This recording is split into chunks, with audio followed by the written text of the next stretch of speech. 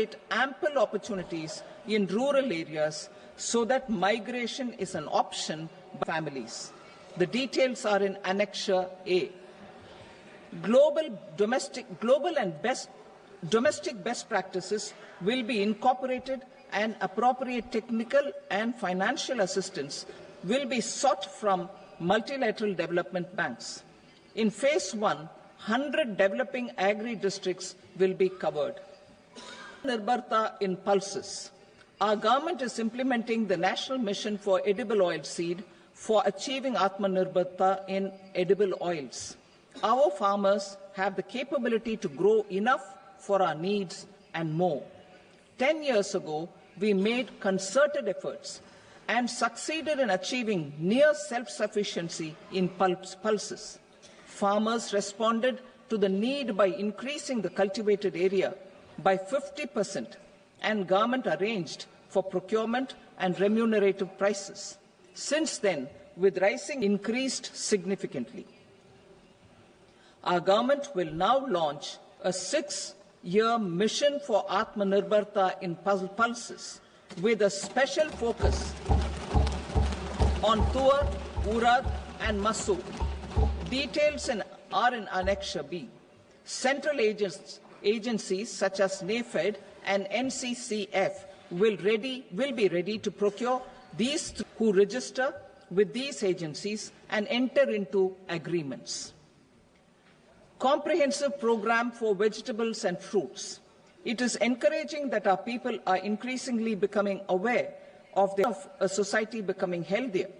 With rising income levels, the consumption of vegetables, fruits and Shri Anna and remunerative prices for farmers will be launched in partnership with the states. Appropriate institutional mechanisms for implementation and participation of farmer producer organizations and cooperatives will be set up. Makhana board in Bihar. There is a special opportunity for the people of Bihar.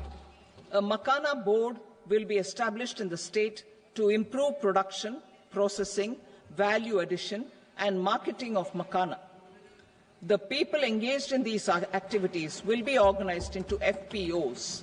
The board will provide hand-holding and training support to Makhana farmers and will also work to ensure they receive the benefits of all relevant. Mission on high-yielding seeds will be launched, aimed at 1. Strengthening research ecosystem, 2. Targeted development and propagation of seeds with high yield, pest resistance and climate resilience, and 3. Commercial availability of more than 100 seed varieties released since July 2024. Seafood exports are valued at 60,000 crore rupees. To unlock the untapped potential of the marine sector, our government will bring Indian exclusive economic zone and high seas with a special focus on the Andaman and Nicobar and Lakshadweep Islands. For the benefit of lakhs of cotton growing farmers, in productivity and sustainability of cotton farming, and promote extra long staple cotton varieties. The best of science and technology support will be provided to farmers. Aligned with our integrated 5F vision for the textile sector, this will help in increasing incomes of the farmers and ensure a steady supply of quality cotton. Kisan credit cards facilitate short-term loans for 7.7 crore farmers, fishermen and dairy farmers. The loan limit under modified interest subvention scheme will be enhanced from 3 lakh rupees to 5 lakh rupees for loans taken through the KCC. 3 dormant urea plants in the eastern region. To further augment with annual capacity of 12.7 lakh metric tons will be set up at Namrup in Assam.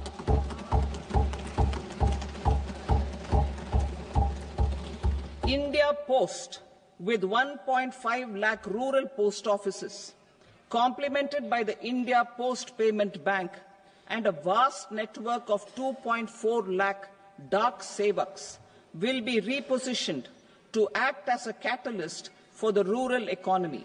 Details are at Annexure C. Organization. This will meet the rising needs of Vishwakarmas, new entrepreneurs, women, self-help groups, MSMEs, and the large business organizations. Our government will provide support to NCDC for its lending operations for the cooperative sector. MSMEs as the second engine. Now I move to MSMEs as the second engine, which encompasses on MSMEs numbering 5.7 crores. Currently, over 1 crore registered MSMEs, employing 7.5 crore people and generating 36% of our manufacturing, have come together to position India as a global manufacturing hub. With their quality products, to help them achieve higher efficiencies of scale, technological upgradation, and better access to capital. The investment and turnover limits for classification of all MSMEs will be enhanced to 2.5 and 2 times respectively. This will give them the confidence to grow and generate employment for our youth. The details are given in Annexure D. To improve access to credit, the credit guarantee cover will be enhanced. First, for micro and small enterprises from 5 crore to 10 crore rupees, leading to additional credit of 1.5 lakh crores. Second, for startups from 10 crore rupees to 20 crore rupees, with the guarantee fee being moderated to 1% for Atmanirbhar Bharat. And for well-run exporter MSMEs, for term loans up to 20 crore rupees.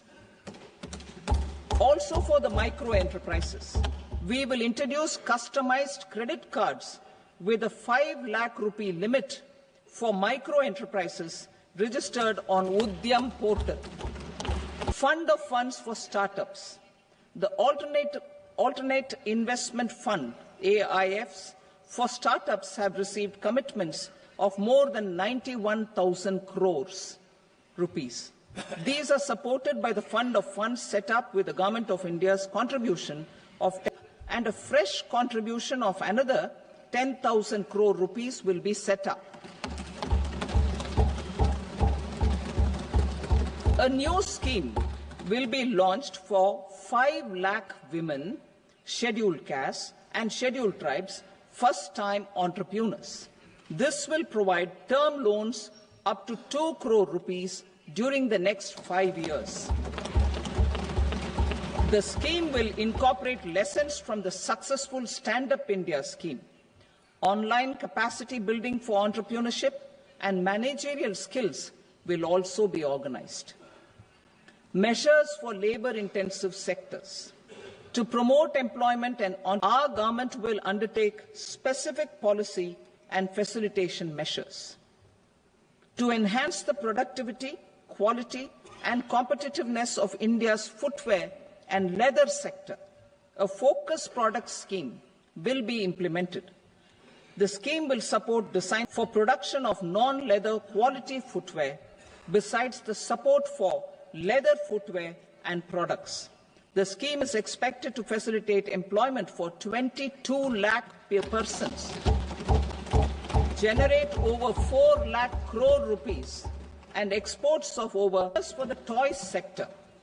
Building on the National Action Plan for Toys, we will implement a scheme to make India a global hub for toys. The scheme will focus on development of clusters, skills, and a manufacturing ecosystem that will create high-quality, unique, innovative, and sustainable toys that will represent support for food processing. In line with our commitment towards Purvodaya, we will establish a National Institute of Food Technology, Entrepreneurship and Management in Bihar. The institute will provide a strong fillip to food processing activities in the entire eastern region. This will result in 1.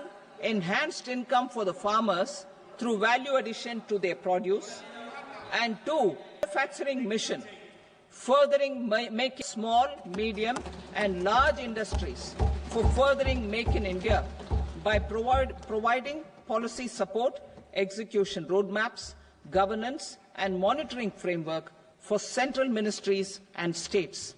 Details are in Annexure E. Given our commitment to climate-friendly development, this will aim to improve domestic value addition and build our ecosystem for solar PV cells, EV batteries, motors and controllers, electrolyzers, wind turbines, very high voltage transmission equipment and grid-scale batteries. Investment as the third engine. Now I move to investment as the third engine, which encompasses investing in people, investing in the economy, and investing in innovation. Investing in people. Saksham Anganwadi and Poshan. Saksham Anganwadi and Poshan 2.0 program provides nutritional support to more than 8 crore children, 1 crore pregnant women and lactating mothers all over the country, and about 20 lakh adolescent girls in aspirational districts and the Northeast region. The cost norms for these nutritional support will be enhanced appropriately. Atal Tinkering Labs. 50,000 Atal Tinkering Labs will be set up in government schools in the next 5 years to cultivate the spirit of curiosity and innovation and foster a scientific temper among young minds. Broadband schools and PHCs. Broadband connectivity will be provided to all government secondary schools and primary health centers in rural areas under the BharatNet project. Bharatiya Bhasha Pustak Scheme.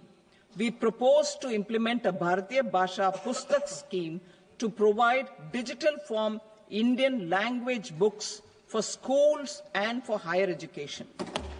This aims to help students understand their subjects better and in their language.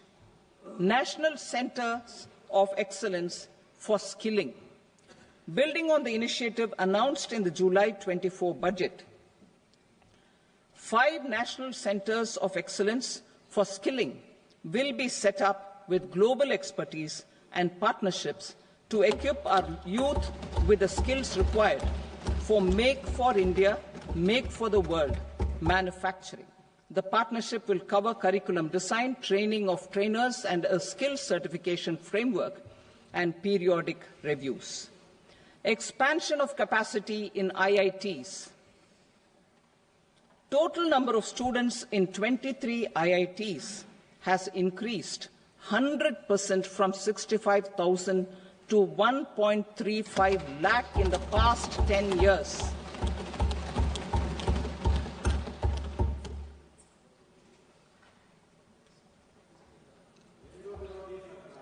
Additional infrastructure will be created in the 5 IITs started after 2014 to facilitate education for 6,500 more students.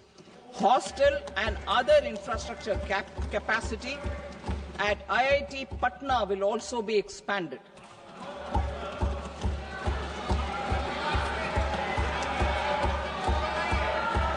Center of Excellence.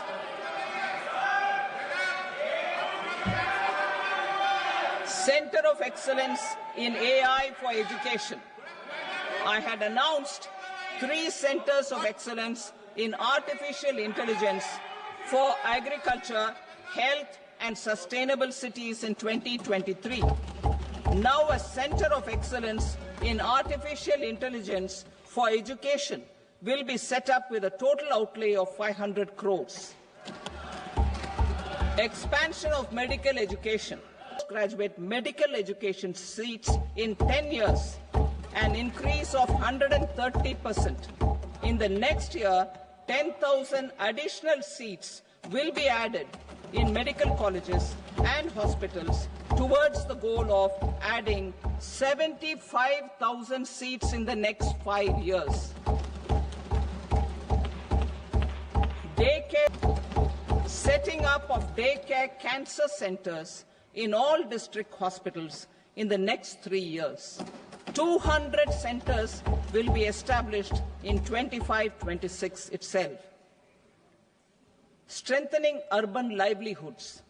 Our government has been giving priority to assisting urban poor and vulnerable groups. A scheme for socio-economic upliftment of urban workers will be implemented to help them improve their incomes, have sustainable livelihoods, and a better quality of life. PM Swanidhi scheme has benefited more than 68 lakh street vendors, giving them. The scheme will be revamped with enhanced loans from banks, UPI-linked credit cards with 30,000 rupees limit, and capacity building support. Social Security scheme for welfare of online platform workers. Gig workers of online platforms provide great dynamism to the new age services economy. On the e-Shram portal. They will be provided health care under PM Jan Arogya Yojana. This measure is likely to assist nearly 1 crore gig workers.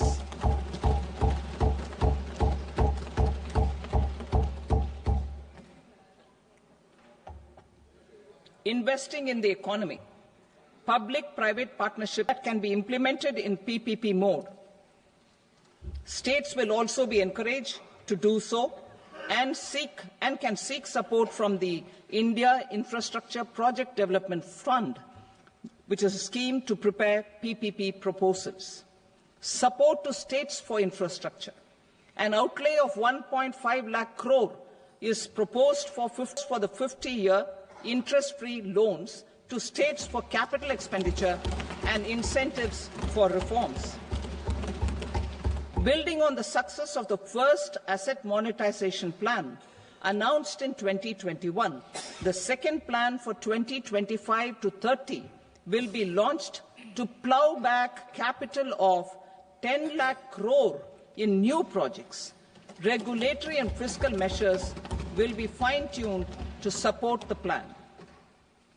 Jal Jeevan Mission. Since 2019, 15 crore households, representing 80% of India's rural population, have been provided access to portable tap water connections. To achieve 100% coverage, I am pleased to announce the extension of this mission until 2028 with an enhanced total outlay of infrastructure and O&M of rural piped water supply schemes through a separate MOU or separate MOUs will be signed with the states and union territories to ensure sustainability and citizen-centric water services delivery. Urban sector reforms.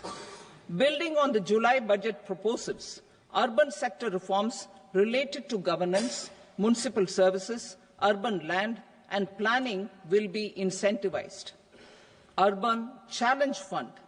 The government will set up an Urban Challenge Fund of one creative redevelopment of cities and for water and sanitation purposes announced in the July. This fund will finance up to 25% of the cost of bankable projects with a stipulation that at least 50% of the cost is funded from bonds, bank loans and PPPs. An allocation of 10,000 crore is proposed in 2025-26. Power sector reforms. We will incentivize electricity distribution reforms and augmentation of intra-state transmission capacity by states. This will improve financial health and capacity of electricity companies. Additional borrowing of 0.5% of GSDP will be allowed to states contingent on these reforms. Nuclear energy mission for Vikasit Bharat. Development of at least 100 gigawatt of new transition efforts for an active partnership with the private sector towards this goal. Amendments to the Atomic Energy Act and the civil liability for a nuclear energy mission for research and with an outlay of 20,000 crore will be set up. At least 5 indigenously developed small modular shipbuilding. The shipbuilding advantages. This will also include credit notes for shipbreaking in Indian yards to promote the circular economy. Large ships above a specified size will be included in the infrastructure harmonized master list. Ship categories and capacity of ships. This will include additional infrastructure facilities, skilling and long-term financing for the maritime industry, a maritime development fund with a corpus of 25,000 crore rupees will be set up. This will be for distributed support and promoting competition. This will have private sector. UDAN regional connectivity schemes. UDAN has enabled 1 crore middle-class people to meet their aspirations for speedier travel. The scheme has connected 88 airports, and operationalized.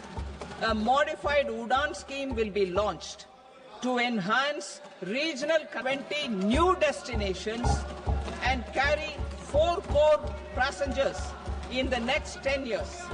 4 crore additional passenger airports in hilly, aspirational and northeast regional districts. Greenfield airports will be facilitated in Bihar to meet the future needs of the state. These will be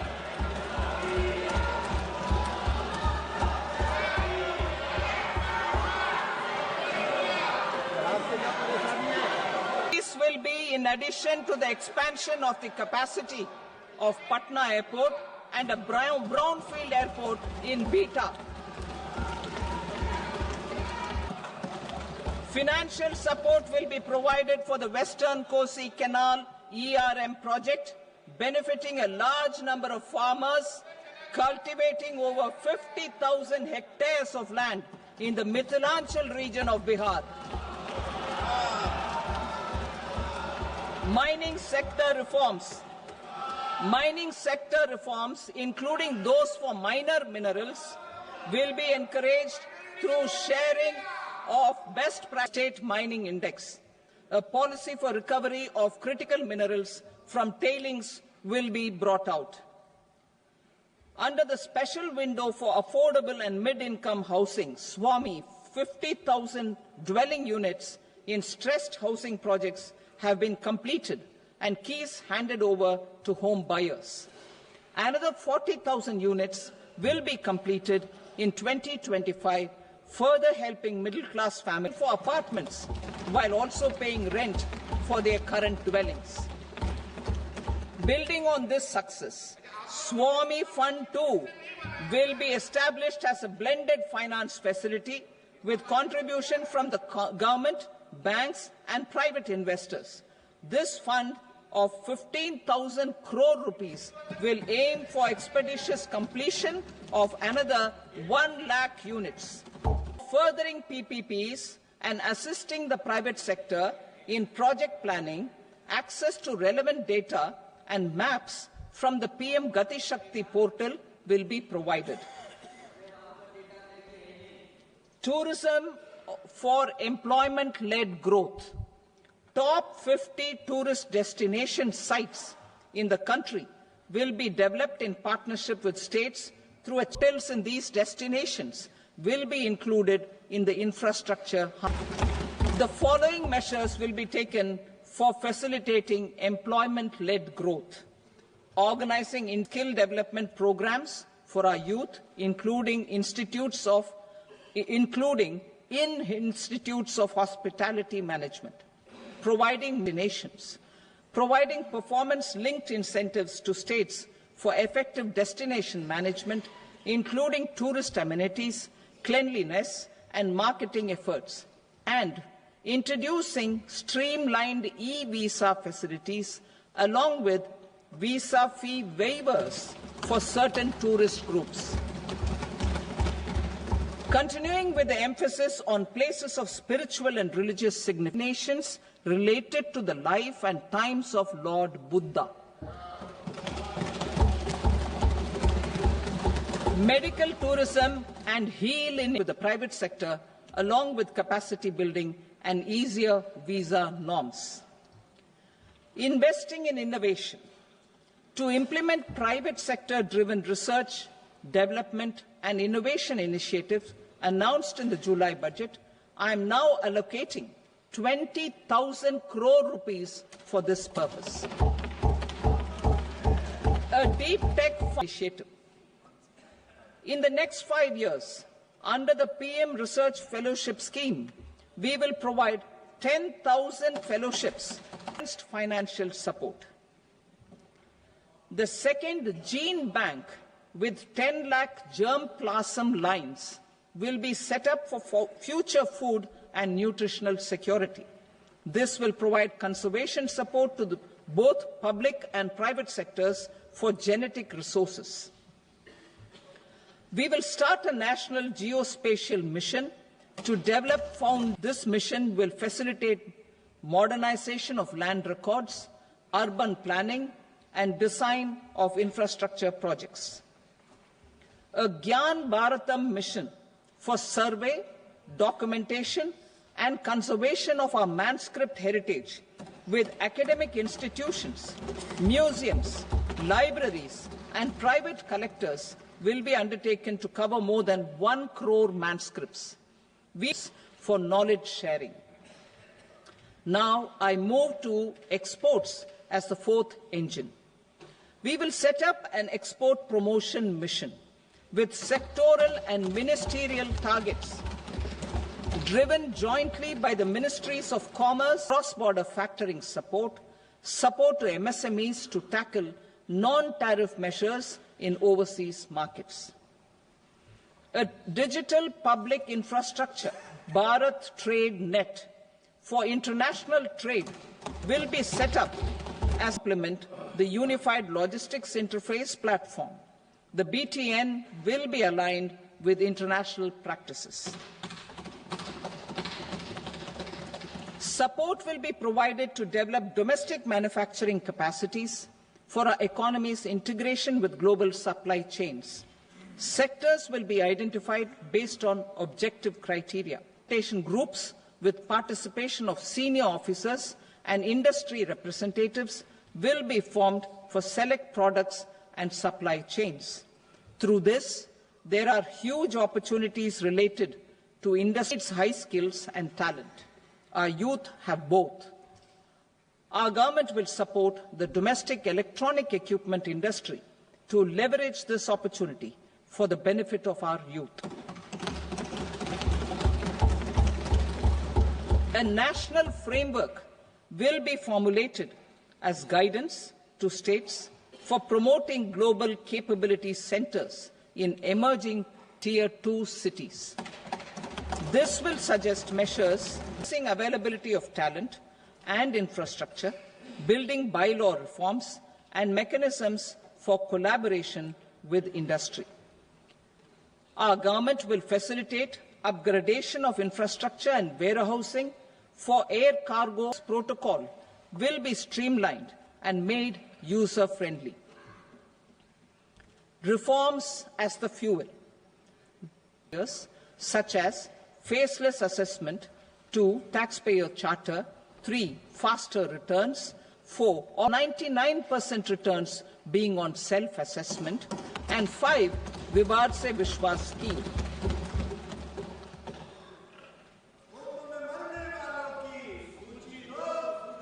continuing these efforts, I reaffirm the commitment of the Tax Department to trust first, scrutinize later.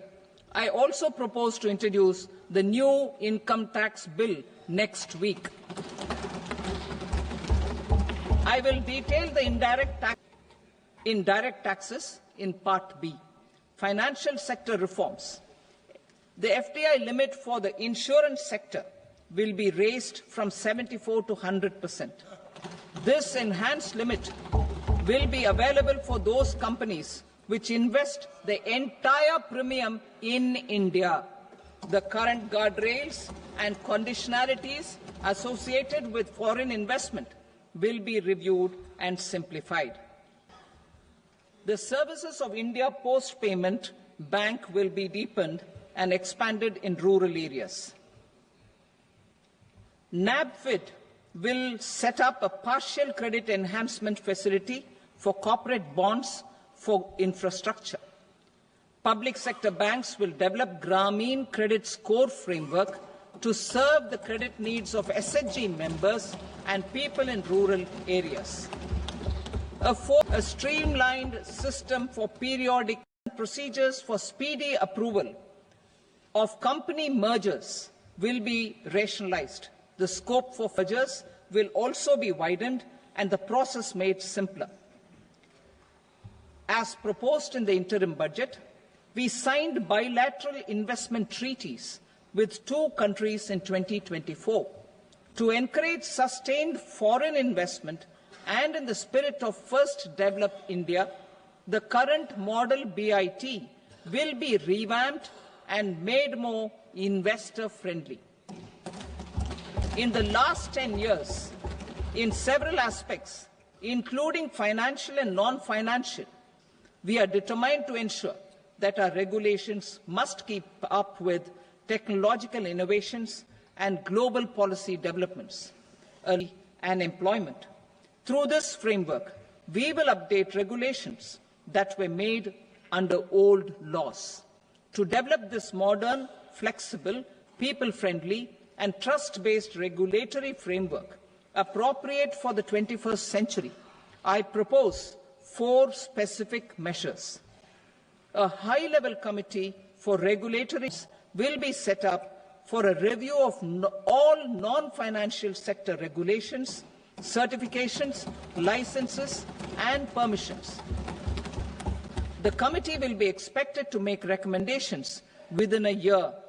The objective is to strengthen trust-based economic governance and business, especially in matters of inspection and compliances.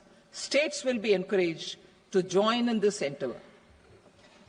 An investment friendliness index of states will be launched in 2025 to further the spirit of competitive, cooperative federalism.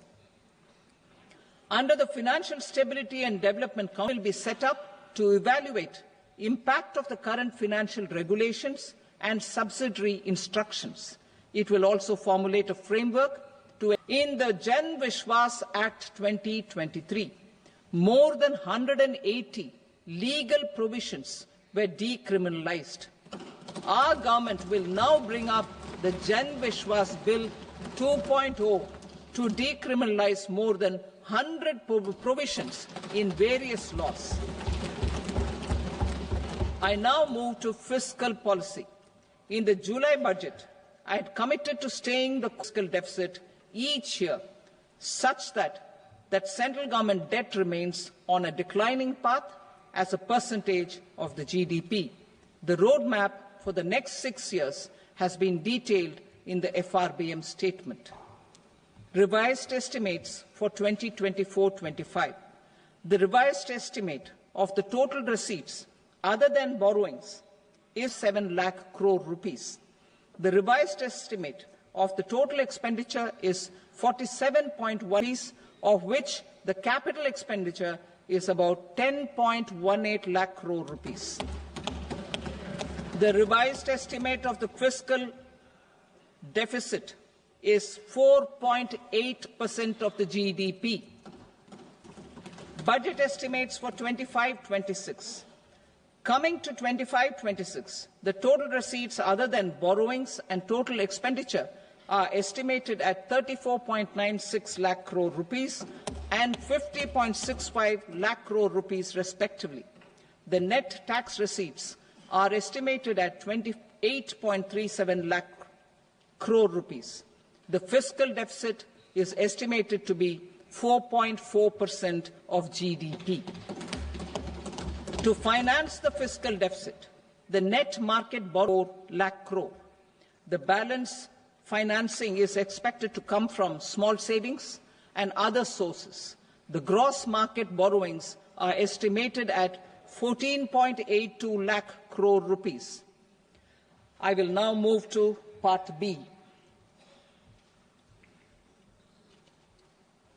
Indirect taxes. My proposals relating to customs aim to rationalize tariff structure and address duty inversion. These will also support domestic manufacturing and value addition, promote exports, facilitate trade, and common people. Rationalization of customs tariff structure for industrial goods. As a part of comprehensive review of customs rate structure announced in July 2024 budget, I propose to 1. Remove 7 tariff rates. This is over and above the 7 tariff rates removed in 23-24 budget. After this, there will be only 8 remaining tariff rates, including 0 rate. 2. Apply appropriate cess to broadly maintain effective duty incidence, except on a few items, more than 1 cess or surcharge.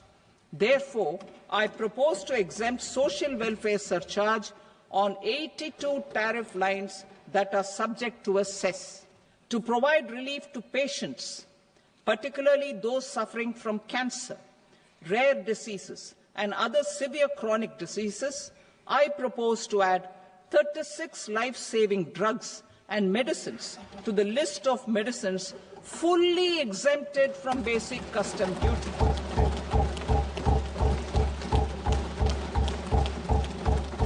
I also propose to add 6 life-saving medicines to the list attracting concessional custom duty of 5%. Full exemption and concessional duty will also respectively apply on the bulk drugs for manufacture of the above. Specified drugs and medicines under patient assistance programs run by the pharmaceutical companies are fully exempt from BCD, provided the medicines are supplied free of cost to the patients. I propose to add 37 more medicines along with 13 new patient assistance programs. Support to domestic manufacturing and value addition. Critical minerals. In the July 2024 budget, I had fully exempted BCD on 25 critical minerals that are not domestically available. I had also reduced BCD of 2 other such minerals to provide a major fillip to their processing, especially by MSMEs. Now, I propose to fully exempt cobalt powder and waste, the scrap of lithium-ion battery, lead, zinc, and 12 more critical minerals. This will help secure their availability for manufacturing in India and promote more jobs for our youth. Agro-textiles, medical textiles, and geotextiles at competitive prices. I propose to add 2 more types of shuttle-less looms to the list of fully exempted textile machinery. I also propose to revise the BCD rate on knitted fabric % or 115 rupees per kg, whichever is higher. Electronic goods.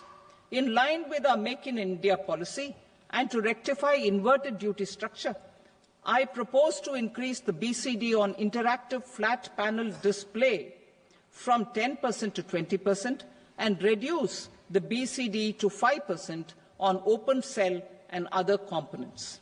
In 23-24 budget, for the manufacture of open cells of LCD, LED TVs I had reduced the BCD on parts of open cells from 5% to 2.5%. To further boost the manufacture of such open cells, the BCD on these parts will now stand exempted. Lithium-ion battery. To the list of battery manufacturing and 28 additional capital goods for mobile phone battery manufacturing. This will boost domestic manufacture of lithium-ion batteries, both for mobile phones and for electric vehicles. Shipping sector. Considering that shipbuilding has a long gestation period, I proposed exemption of BCD on raw materials, components, consumables, or parts for the manufacture of ships for another 10 years.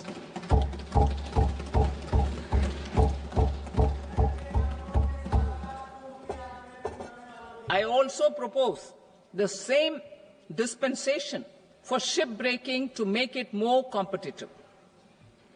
Telecommunication to 10% on carrier-grade Ethernet switches to make it at par with non-carrier-grade Ethernet switches. Export promotion. To facilitate exports of handicrafts, I propose to extend the time period for export from 6 months to 1 year, further extendable by another 3 months if required. I also propose 9 items to the list of duty-free inputs. Leather sector. I propose to fully exempt BCD on wet blue leather to facilitate imports for domestic value addition and employment. I also propose to exempt crust leather from 20% export duty to facilitate exports by small tanners. Marine products. To enhance India's competitiveness in the global seafood market, I propose to reduce BCD from 30% to 5% on frozen fish paste, surimi, for manufacture and export of its analog products, 5% on fish hydrolysates for manufacture of fish and shrimp feed. July 2024 budget to promote development of domestic MROs for aircraft and ships. I had extended the time limit for export of foreign origin goods that were imported for repairs from 6 months to 1 year and further extendable by 1 year. I now propose to extend the same dispensation for railway goods. Time limit for provisional assessment. Presently, the Customs Act 1962 does and cost to trade. As a measure of promoting ease of doing business, I propose 2 years, extendable by a year, for finalizing the provisional assessment. I propose to introduce a new provision that will enable importers or exporters, after clearance of goods, to voluntarily declare material facts and pay duty with interest but without penalty. This will incentivize voluntary compliance. However, this will not apply in cases where department has already initiated audit or investigation proceedings. For industry to better plan their imports, I propose to extend the time limit for the end use of imported inputs in the relevant rules from 6 months to 1 year. This will provide operational flexibility in view of cost and uncertainty of supply. Further, such importers will now have to file only quarterly statements instead of a monthly statement.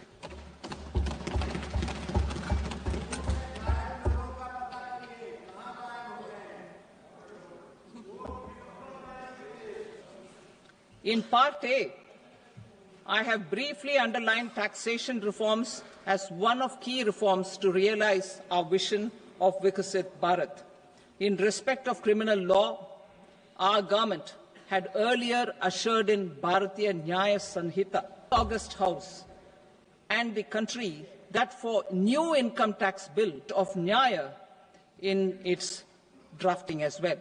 The new bill will be clear and direct in text, with close to half of the present law in terms of both chapters and words. It will be. Reforms, however, are not a destination. They are means to achieve good governance for our people and economy. Providing good governance primarily involves being responsive. The Tirukural captures this in verse 542, which reads, "Vaanokki vaazhum ulagallam, mannavan kol nokki vaazhum kudi," meaning, just as the living, our government is committed to keeping an ear to the ground and a finger on the pulse and responding while balancing our national building efforts.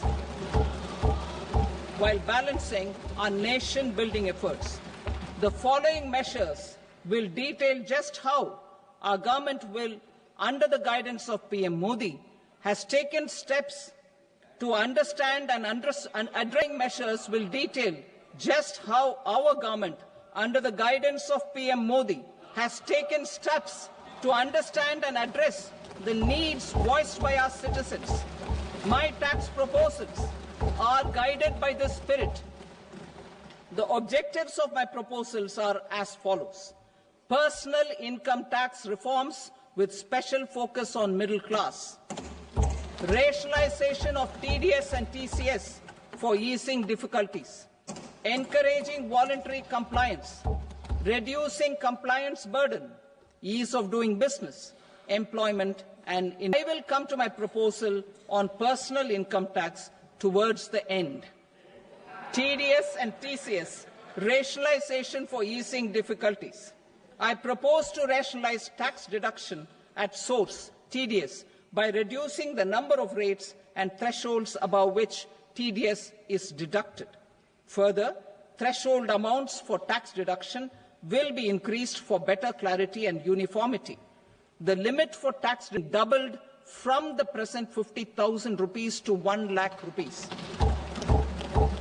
Annual limit of 2.40 lakh rupees for TDS on rent is being increased to 6 lakh rupees. This will reduce the number of transactions liable to TDS, thus benefiting small taxpayers receiving small payments. The threshold to collect tax at source, the TCS, 7 lakh to 10 lakhs.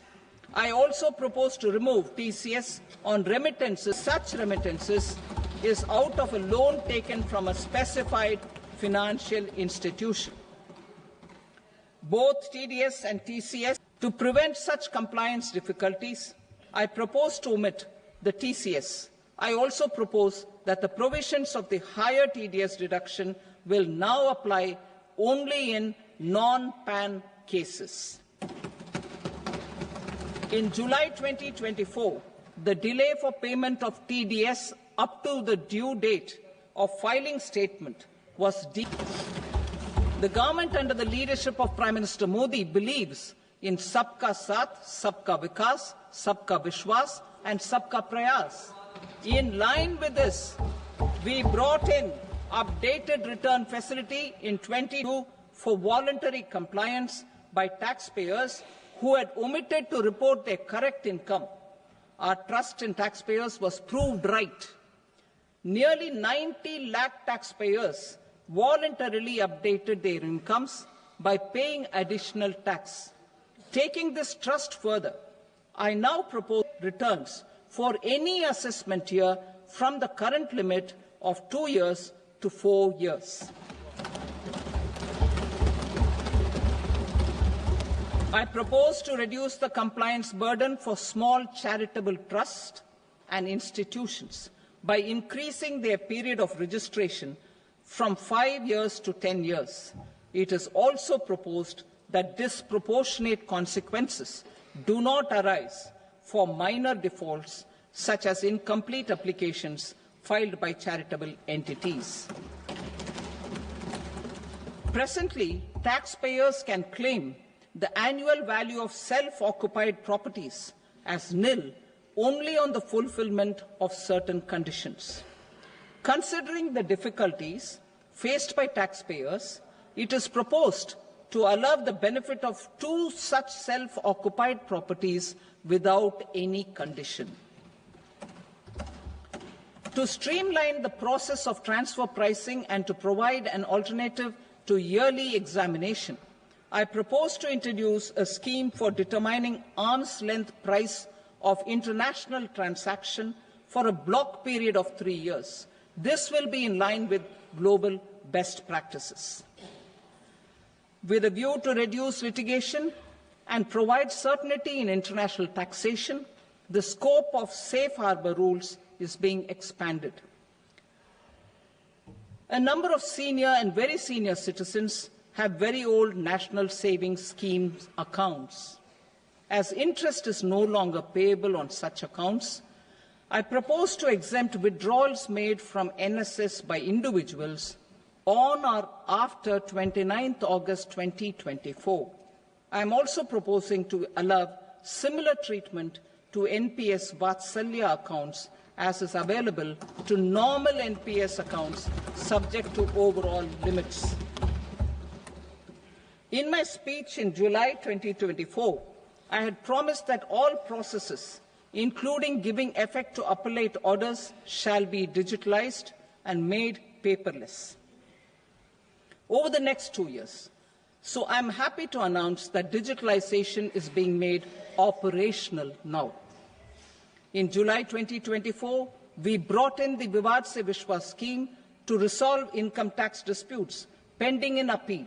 The scheme has received a great response, with nearly 33,000 taxpayers having availed of the scheme to settle their disputes.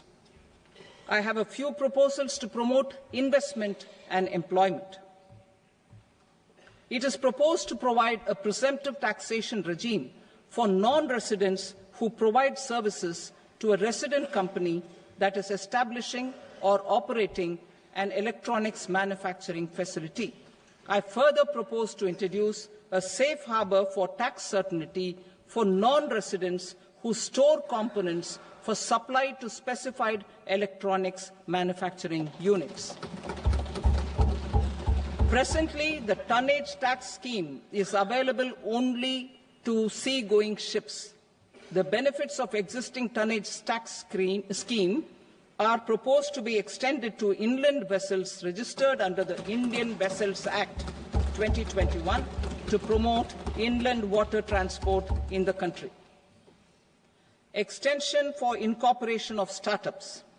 We continue to support the Indian startup ecosystem. I propose to extend the period of incorporation by 5 years to allow the benefit available to startups which are incorporated before 1/4/2030. In order to attract and promote additional activities in the IFSC, I am inter alia proposing specific benefits to ship leasing units, insurance offices, and treasury centres of global companies which are set up in IFSC. Further, to claim benefits, the cut-off date for commencement in IFSC has also been extended by 5 years to 31/3/2030. Category 1 and Category 2 AIFs are undertaking investments in infrastructure and other such sectors. I propose to provide certainty of taxation to these entities on the gains from securities, to promote funding from sovereign wealth funds and pension funds to the infrastructure sector. I propose to extend the date of making an investment by 5 more years up to 31st March 2030.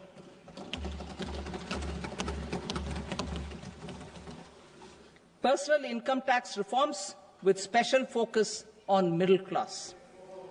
Democracy, demography, and demand are the key support pillars in our journey towards Vikasit Bharat. The middle class provides strength for India's growth. This government, under the leadership of Prime Minister Modi, has always believed in the admirable energy and ability of the middle class in nation building. In recognition of their contribution,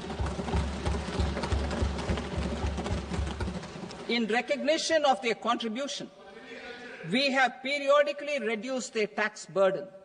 Right after 2014, the nil tax slab was raised to 2.5 lakhs of rupees, which was further raised to 5 lakh rupees in 2019 and to 7 lakh rupees in 2023. This is reflective of our government's trust on the middle-class taxpayers. I am now happy to announce that there will be no income tax payable up to income of 12 lakh rupees.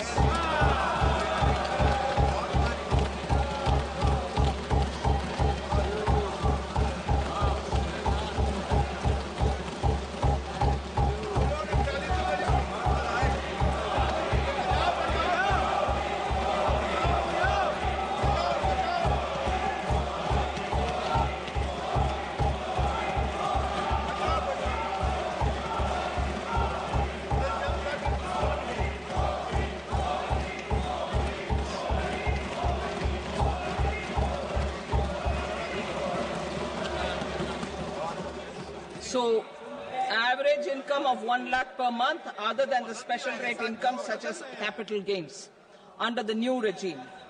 This limit will be 12.75 lakh for salaried taxpayers due to the standard deduction of 75,000. Slabs and rates are being changed across the board to benefit all taxpayers. The new structure will substantially reduce the taxes of the middle class and leave more money in their hands, boosting household consumption, savings and investment. In the new tax regime, I propose to revise tax rate structures as follows: 0 to 4 lakh rupees nil, 4.8 lakh rupees to 4 to 8 lakh rupees 5%, 8 to 12 lakh rupees 10%, 12 to 16 lakh rupees 15%, 16 to 20 lakh rupees 20%, 20 to 24 lakh rupees 25%, and above 24 lakh rupees 30%. To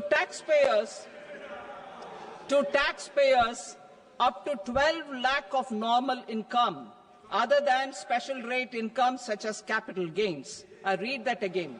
To taxpayers up to 12 lakh of income, other than special rate income such as capital gains, tax rebate is being provided in addition to the benefit due to slab rate reduction in such a manner that there is no tax payable by them. The total tax benefit of slab rate changes and rebate at different income levels can be illustrated with a few examples. A taxpayer in the new regime with an income of 12 lakh rupees will get a benefit of 80,000 rupees in tax, which is 100% of tax payable as per the existing rates. A person having income of 18 lakh rupees will get a benefit of 70,000 rupees in tax, that is 30% of tax payable as per existing rates. A person with an income of 25 lakh gets a benefit of 1,10,000 rupees, that is 25% of his tax payable as per existing rates. Details of my tax proposals are given in the annexure. As a result of these proposals, Honourable Speaker, sir, revenue of about 1 lakh crore in direct taxes and 2,600 crores in indirect taxes will be foregone. Mr. Speaker, sir, with this, I commend the budget to this august House.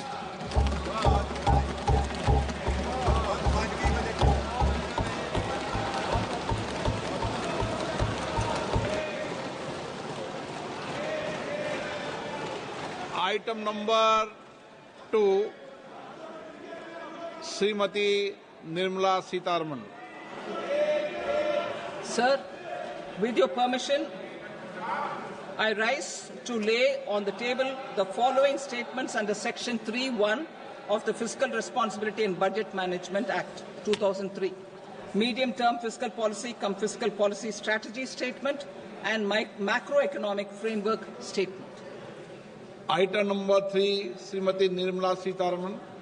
Sir, with your permission, I rise to move for leave to introduce the Finance Bill 2025.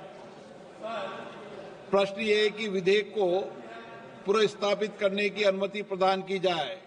जो सदस्य इसके पक्ष में हाँ कहें, जो सदस्य विरोध में ना कहें। मेरे विचार में निर्णय हाँ वालों के पक्ष में हुआ।